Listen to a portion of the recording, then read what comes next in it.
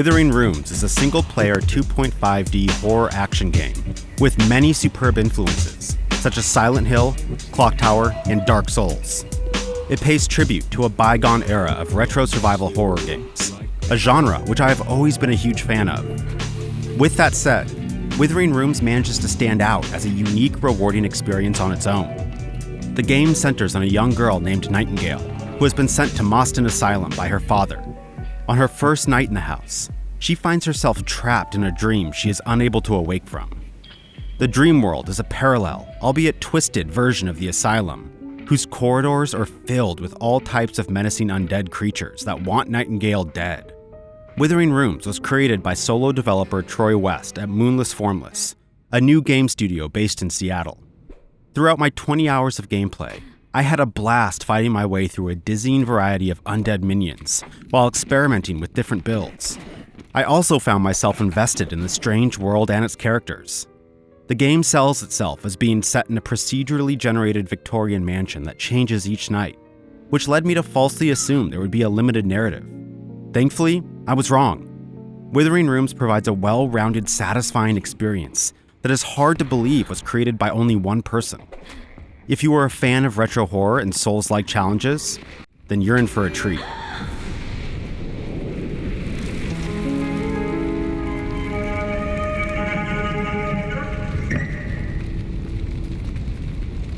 A cast of unhinged and dangerous characters, all trapped in the dream, try to manipulate Nightingale for their own selfish purposes.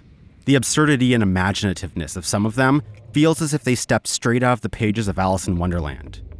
Notes and books scattered throughout the game provide additional details as well.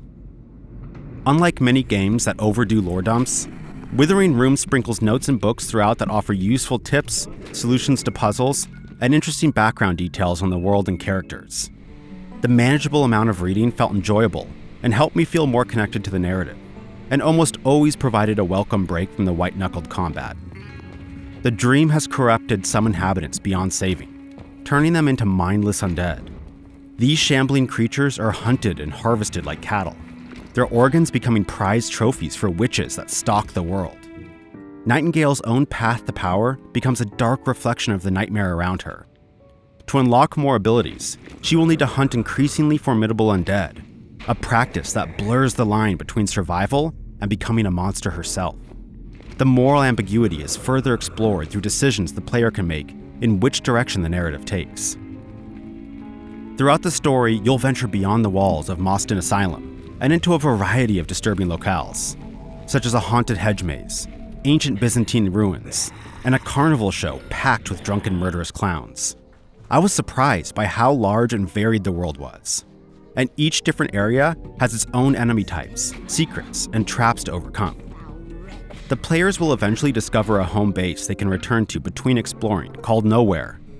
Nowhere acts as a safe haven, accessible from checkpoints scattered throughout the world. Players can fast travel back to any unlocked checkpoint from Nowhere. This makes it much easier to return to a location where you died, or if you need to return to complete a side quest or farm materials for upgrades. Nowhere starts sparsely populated, but gradually expands as Nightingale meets new allies. New vendors, crafting stations, and upgrade options become available, eliminating the need for tedious backtracking and adding to a gratifying sense of growing power. A defining feature of Withering Rooms is its diverse array of gear and build options. The cosmetic variation that the different armor and helmets bring to Nightingale is a lot of fun to see. Players will find a plethora of unique gear throughout the world, each tailored to different playstyles. Exploration is a treasure hunter's dream, with unique gear and tons of loot tucked away in hidden corners. Equipable defensive gear includes a pendant, rings, a helmet, and a chest piece, all offering a wide range of stat bonuses and special abilities. Players can choose between one-handed weapons, spells, shields, or ranged options like guns. A quick select menu makes it easy to favorite your favorite weapons or items for easy access. You can even upgrade your favorite gear by finding rare upgrade materials throughout the world. The game allows players to save custom builds, enabling swift switching on the fly, which is helpful for overcoming specific enemy types and challenges. For Souls-like game enthusiasts, Withering Rooms combat offers a fun, rewarding experience. Deliberate and slow combat demands careful strategic planning. Upon death, players lose all items and restart the night.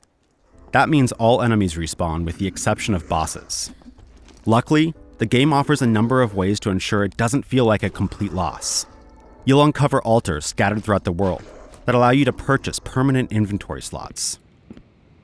You can assign certain pieces of gear and items to these permanent slots that carry over into the next run. There are also checkpoints, which are earned as you explore further, making it easier to make progress in the world without having to slog through the same areas over and over.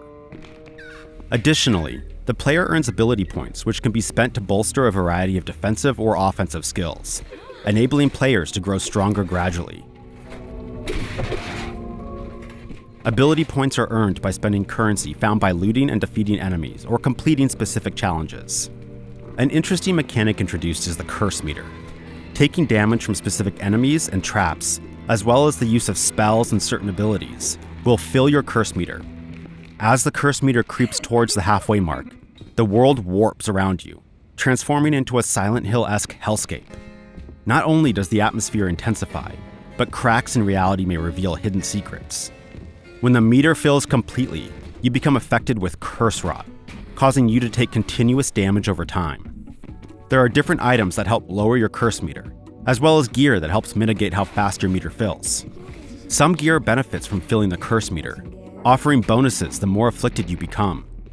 This opens the door for unique playstyles that embrace the curse rather than fight it. While the game introduces the ability to use the environment to hide from enemies early in the game, that didn't become a core part of my playthrough. As I'm not a huge fan of stealth in games, this was appreciated. My experience with Withering Rooms was focused on pure, outright nail-biting combat that forced me head-to-head with some truly nightmarish fiends, for which you will want to ensure you're well-stocked and prepared for. What truly stands out in Withering Rooms is the progression and pacing. Early in the game, encountering a new enemy instills a sense of powerlessness and fear. However, as you progress, your power and confidence grow, transforming you into a formidable force with an impressive arsenal of weapons and tools at your disposal.